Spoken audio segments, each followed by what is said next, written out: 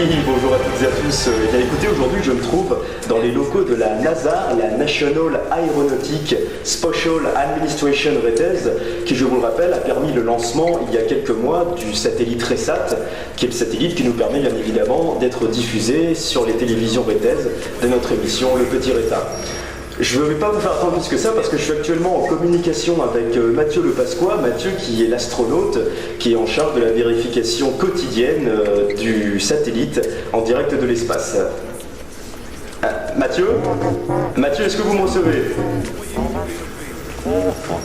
Je crois que la communication est très mauvaise. C'est vrai qu'il y a une certaine distance entre lui et moi, ce qui fait que c'est pas toujours... Mathieu?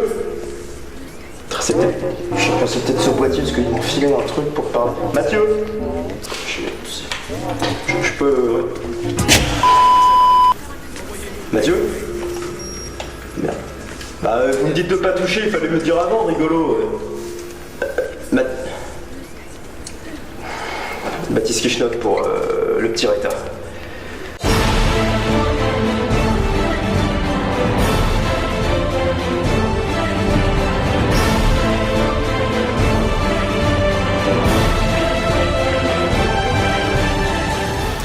Je suis Reta, j'ai toujours habité sur l'île de Ré, j'y ai passé mes années collège et toute mon enfance.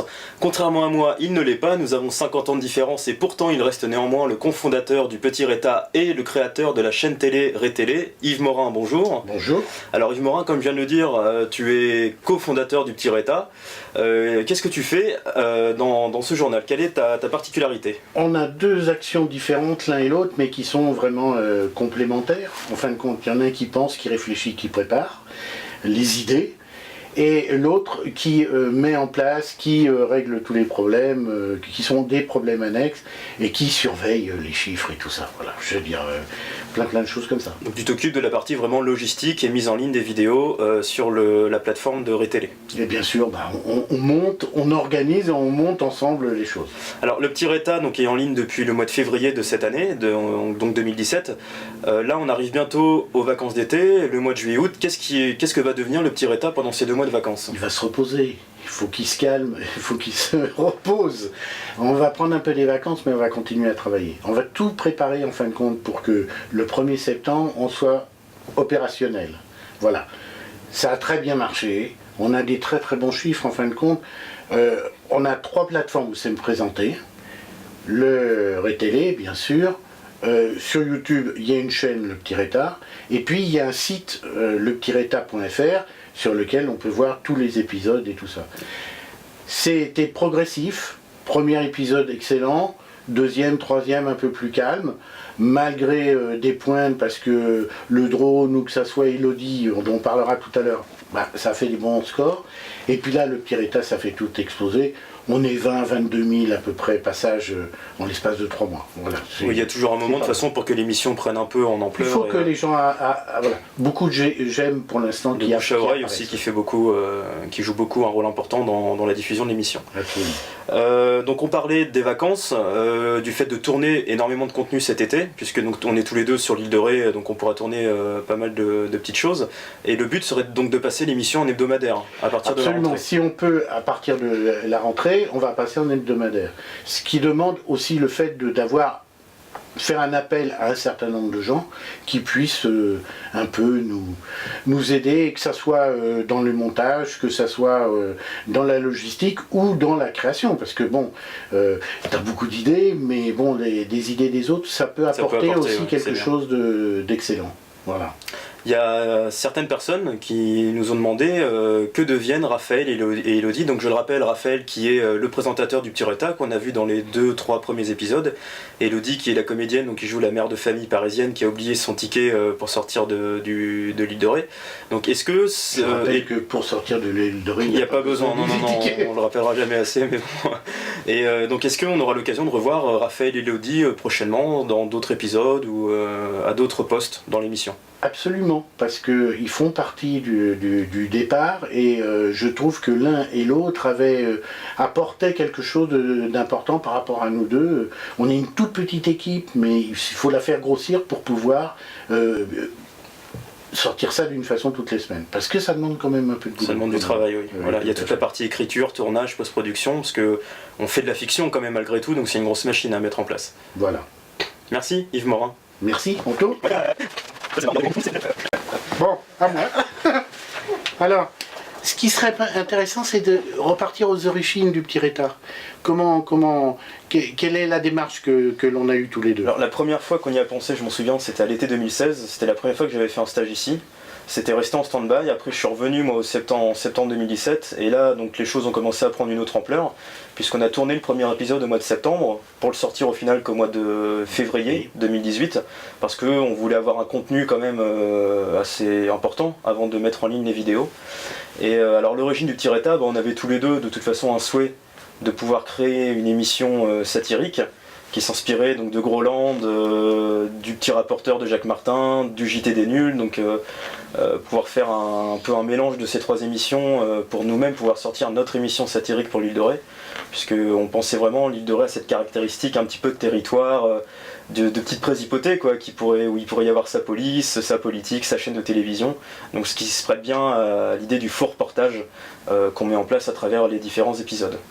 On va parler un peu plus du FLNR, hein, parce que ça, on a hésité un tout petit peu à le mettre en place.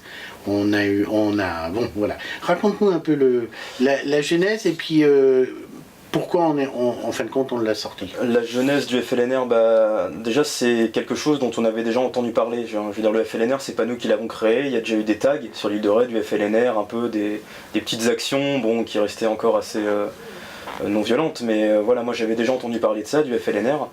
Et je trouvais ça rigolo dans le contexte de l'émission. Je veux dire, on se veut une émission humoristique, satirique, de pouvoir parler de ça, mais dans un contexte décalé. Et le fait d'avoir parlé du FLNR dans une chanson, tout de suite ça crée un décalage qui est très drôle, et preuve en est puisque les gens ont quand même massivement partagé la vidéo. Et faut savoir, donc, je m'occupe de la partie écriture, je suis auteur des sketchs qu'on tourne sur le Petit Retard. Et généralement quand j'écris, il me faut deux choses, c'est l'idée et le concept. Donc l'idée c'est le message qu'on veut faire passer à travers la vidéo, et le concept c'est la manière dont on va faire passer ce message. Donc l'idée de le faire sous clip, je pense ça a pas mal plu aux gens. Et donc il y en a, c'est vrai que comme tu le dis, on a eu peur que les gens prennent ça au premier degré. Heureusement les gens l'ont pris au 14e degré, mais je pense quand même ce qui est intéressant dans la vidéo du FLNR, c'est qu'il y a des gens qui se sont peut-être un peu identifiés à ça, qui se sont dit tiens finalement ce serait peut-être pas si mal si ça existait vraiment. Donc voilà, je pense que ça joue un petit peu un rôle dans le grand partage qu'on a eu pour cet épisode. Et sur YouTube, les j'aime, ça a grimpé. Ça a bien grimpé, ça a grimpé très rapidement avec Facebook. La vidéo est devenue assez virale, sachant que c'était le 6e épisode du Petit Retard. Je veux dire, on restait encore sur des vues assez normales, enfin modérées. Pour nous, on était contents, mais c'est vrai que celle du Petit Retard spécial FLNR a vraiment grimpé quoi. Donne-nous des nouvelles de notre spationaute qui a réparé le satellite. Il faut dire qu'on a retrouvé notre satellite. On a retrouvé notre satellite, il n'y a pas eu de mal. Le satellite tourne toujours, il est en pause, donc comme tu l'as dit tout à l'heure pour ces 2 mois. On a énormément d'idées, je pense on a peut-être une vingtaine d'idées là actuellement, de plein de conneries à pouvoir tourner.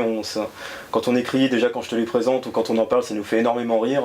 Donc voilà, on a hâte de pouvoir vous présenter ça à la rentrée. Il faut dire vraiment qu'à chaque fois qu'on fait ça, on s'amuse beaucoup. Oui, voilà. Ouais. Et quand on tourne, on s'amuse beaucoup avant tout. L'important, je pense, c'est aussi que nous, on prenne plaisir à le faire. Ça nous fait d'autant plus plaisir quand on voit que les gens nous suivent et partagent en disant tiens, c'est vachement rigolo, ce serait bien de tourner ça de telle manière. Donc non, ça marche très bien. Moi, c'est ce que j'aime faire. J'adore la partie écriture des sketchs, pouvoir trouver l'idée de base. Donc on va continuer tant que c'est possible.